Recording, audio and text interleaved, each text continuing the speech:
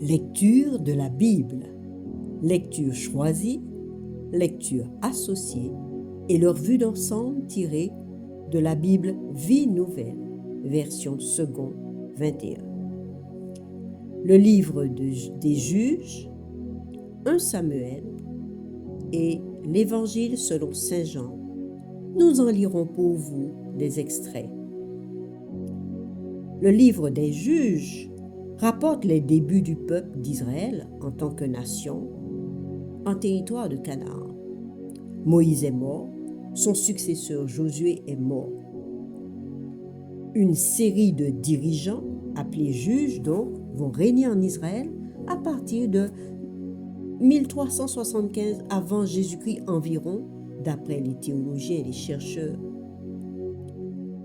Ainsi, 300 ans plus tard, arrive un juge spécial doté d'une grande force du nom de Samson. Le livre raconte sa naissance et les exploits de sa vie à partir du chapitre 13.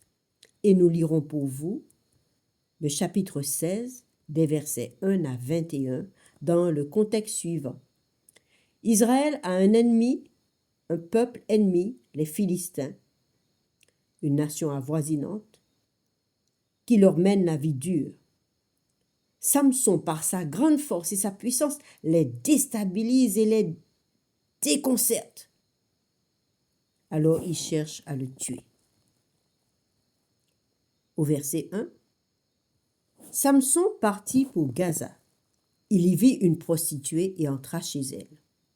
Gaza, dans la description biblique, est bien le même territoire actuel. Samson est arrivé ici, dirent les gens de la ville. Ils l'encerclèrent, sautèrent toute la nuit en embuscade à la porte de la ville. Ils restèrent tranquilles toute la nuit, se disant « Au lever du jour, nous le tuerons !» Samson resta couché jusqu'à minuit. Vers minuit, il se leva, attrapa les battants de la porte de la ville, ainsi que les deux montants, les arracha avec la barre, les mit sous ses épaules et les transporta au sommet de la montagne qui est face à Hébron. Après cela, il aima une femme dans la vallée de Sorek. Elle s'appelait Délila. Les princes des Philistins montèrent vers elle et lui dirent « Flatte-le pour savoir d'où lui vient sa grande force et comment nous pourrions le maîtriser. » Délila dit à Samson « Dis-moi donc d'où vient ta grande force et avec quoi il faudrait t'attacher pour te dompter. » Samson lui répondit « Si on m'attachait avec 7 cordes fraîches qui ne soient pas encore sèches, je deviendrais faible et je serais pareil à un autre homme. » Les princes des Philistins apportèrent à Délila 7 cordes fraîches qui n'étaient pas encore sèches. Elle l'attacha avec ces cordes.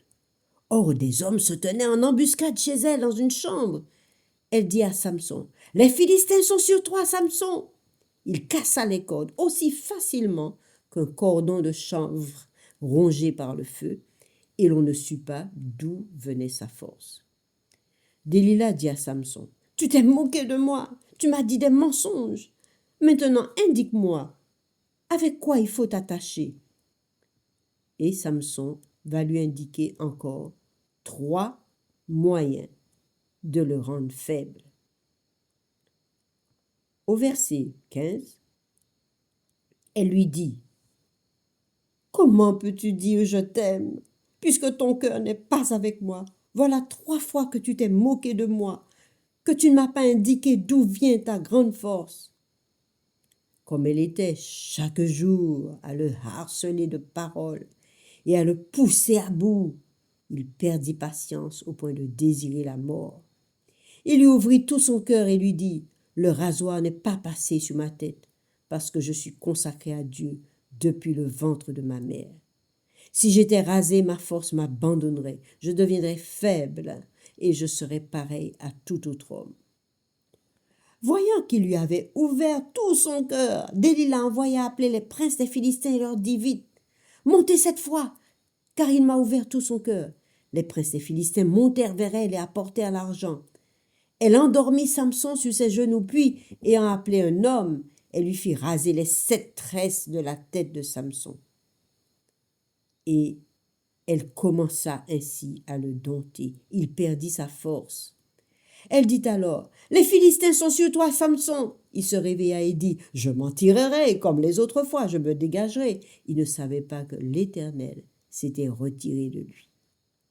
Les Philistins s'emparèrent de lui et lui crevèrent les yeux. Ils le firent descendre à Gaza et l'attachèrent avec des chaînes en bronze. Il dut tourner la meule pour le blé dans la prison jusqu'à sa mort. Mais il se vengea de ce peuple. Vous pourrez lire la suite du récit. Nous arrivons dans 1 Samuel chapitre 10, le verset 1er. Samuel prit une fiole d'huile qu'il versa sur la tête de Saül. Il l'embrassa et dit, « L'Éternel t'a désigné par onction pour que tu sois le chef de son héritage. Aujourd'hui, après m'avoir quitté, tu trouveras 2 hommes près du tombeau de Rachel sur la frontière de Benjamin à Tel-Sac. Ils te diront, suis les indications qu'ils te disent. » Ensuite, Samuel lui donna 2 autres signes. L'Esprit de Dieu indiquait par là qu'il avait choisi Saül comme roi d'Israël. Lorsque ces signes se seront réalisés pour toi, dit Samuel, fais ce que tu trouveras à faire, car Dieu est avec toi. Puis tu descendras avant moi à Gilgal. Je descendrai vers toi pour offrir des holocaustes et des sacrifices de communion. Tu attendras 7 jours jusqu'à ce que j'arrive vers toi et que je te dise ce que tu dois faire. Dès que Saül eut tourné le dos pour se séparer de Samuel, Dieu lui donna un autre cœur, et tous ces signes se réalisèrent le jour même. Samuel, au verset 17, convoqua le peuple devant l'Éternel à Mitzpa. Il annonça aux Israélites, « Voici ce que dit l'Éternel, le Dieu d'Israël. C'est moi qui vous ai fait sortir d'Égypte, qui vous ai délivré de la domination des Égyptiens et de tous les royaumes qui vous opprimaient. Et aujourd'hui, vous rejetez votre Dieu, celui qui vous a délivré de tous vos maux et de toutes vos souffrances, et vous lui dites, établis un roi sur nous. Présentez-vous maintenant devant l'Éternel par tribus et par milliers. » Samuel fit approcher les tribus d'Israël. La tribu de Benjamin fut désignée. Ensuite, il fit approcher la tribu de Benjamin, clan par clan, et le clan de Matri fut désigné. Puis Saül, fils de Kis, fut désigné comme le futur roi d'Israël. On le chercha, mais on ne le trouva pas. On consulta de nouveau l'Éternel en demandant, « Y a-t-il encore un homme qui ne soit pas venu ici ?» L'Éternel dit, « Il est caché parmi les bagages. » On courut le tirer de là, et il se présenta au milieu du peuple. Il les dépassait tous d'une tête. Samuel dit à tout le peuple, « Voyez-vous celui que l'Éternel a choisi? Il n'y a personne dans tout le royaume qui soit comme lui. » Tout le peuple cria, « Vive le roi !» Samuel fit alors connaître au peuple le droit relatif à la royauté et il l'écrivit dans un livre qu'il déposa devant l'Éternel, puis il renvoya tout le peuple, chacun chez soi. Dans l'évangile de Jean, les faits se passent donc au début de notre ère.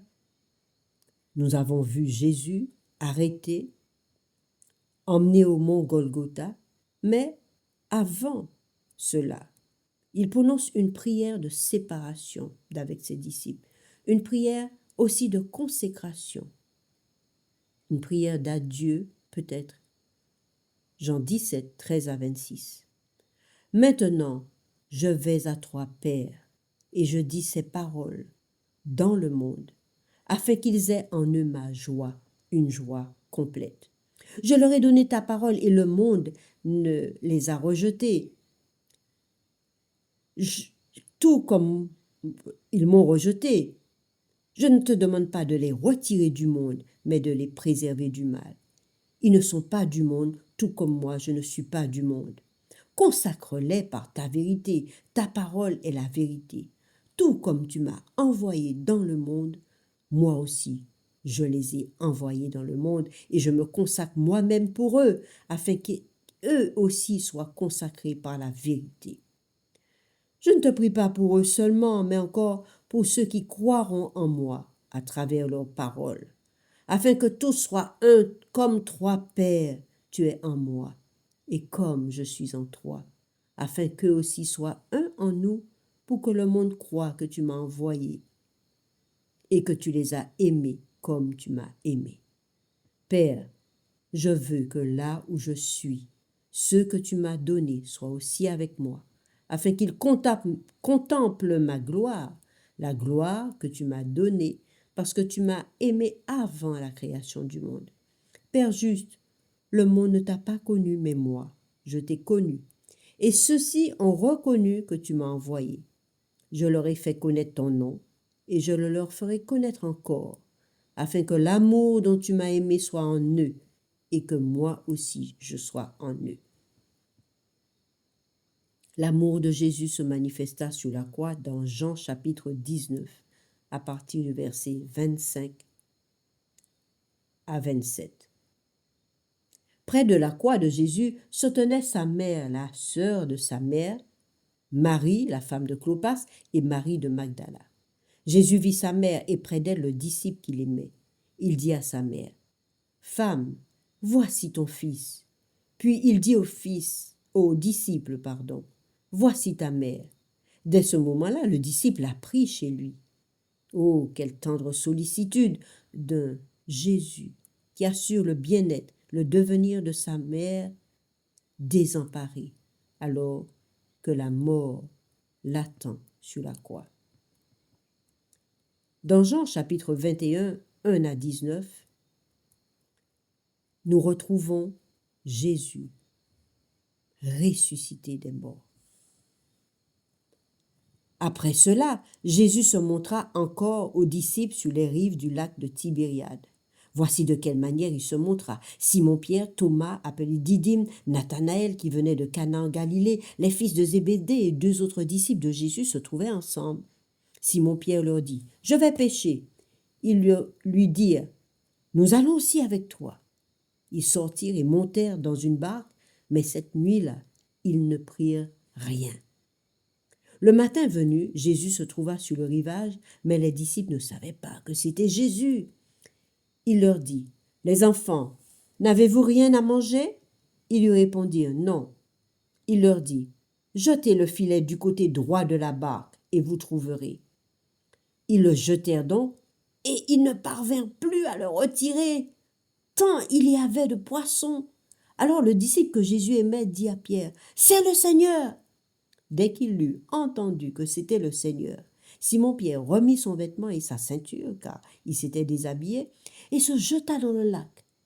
Les autres disciples vinrent avec la barque en tirant le filet plein de poissons, car ils n'étaient pas loin de la rive, à une centaine de mètres. Lorsqu'ils furent descendus à terre, ils virent là un feu de braise avec du poisson dessus et du pain. Jésus leur dit, « Apportez quelques-uns des poissons que vous venez de prendre. » Simon-Pierre monta dans la barque et tira le filet plein de 153 gros poissons à terre. Malgré leur grand nombre, le filet ne se déchira pas. Jésus leur dit, « Venez manger. » Aucun des disciples n'osait lui demander, « Qui es-tu ?» car il savait que c'était le Seigneur. Jésus s'approcha, prit le pain, leur en donna, fit de même avec le poisson. C'était déjà la 3e fois que Jésus se montrait à ses disciples depuis qu'il était ressuscité. Lorsqu'ils eurent mangé, Jésus dit à Simon-Pierre, « Simon, fils de Jonas, m'aimes-tu plus que ceux-ci » Il lui répondit, « Oui, Seigneur, tu sais que j'ai de l'amour pour toi. » Jésus lui dit, « Nourris mes agneaux. » Il lui dit une 2e fois, « Simon, fils de Jonas, m'aimes-tu » Pierre lui répondit, « Oui, Seigneur, tu sais que j'ai de l'amour pour toi. » Jésus lui dit, « Prends soin de mes brebis. » Il lui dit la 3e fois, « Simon, fils de Jonas, as-tu de l'amour pour moi ?» Il fut attristé et lui répondit, « Seigneur, tu sais tout, tu sais que j'ai de l'amour pour toi. » Jésus lui dit, « Nourris mes brebis. » en vérité, je te le dis, quand tu étais plus jeune, tu mettais toi-même ta ceinture et tu allais où tu voulais. Mais quand tu seras vieux, tu tendras les mains et c'est un autre qui attachera ta ceinture et te conduira où tu ne voudras pas. Il dit cela pour indiquer par quelle mort Pierre révélerait la gloire de Dieu. Puis il lui dit, suis-moi. L'amour de l'homme ne saurait être à la hauteur de l'amour divin parfait qui se donne totalement, sans détour.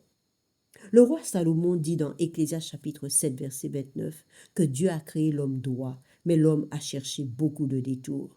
Ainsi, souvent dans la vie, le mariage ou l'amitié sont bâtis sur des relations humaines faussées, intéressées, faites d'hypocrisie, de tromperie, de mensonges, basées sur l'argent. Delilah reçut 1100 pièces d'argent de chacun des princes des Philistins pour sa trahison. Plus près de Jésus, Judas, celui qui l'a livré, l'a fait pour 30 pièces d'argent. Mais Dieu détecte la vraie nature du cœur de l'homme, ses motivations. Et il peut lui inspirer des relations vraies, pures, de toute beauté, s'il se tourne vers lui. Cet appel de Jésus à Pierre, « M'aimes-tu plus que ne m'aime ceci ?» faisait suite au reniement de Pierre. Mais il découvrait une nouvelle perspective, un Jésus qui relève, qui pardonne la chute, qui oublie la faute. Un Jésus fait de compassion, de pardon, dont il a donné le témoignage sur la croix pour l'humanité. Un amour qui a soin des siens, de sa mère. Un amour qui conduit les brebis. Un amour plein de promesses qui choisit un juge rempli de son esprit malgré ses faiblesses. Un amour qui choisit un roi par l'intermédiaire de Samuel. Un amour qui couvre la faute d'un disciple défaillant, le choisit pour apôtre, pour guider son Église. Jésus, l'amour même, un amour qui appelle l'amour, qui appelle ton amour.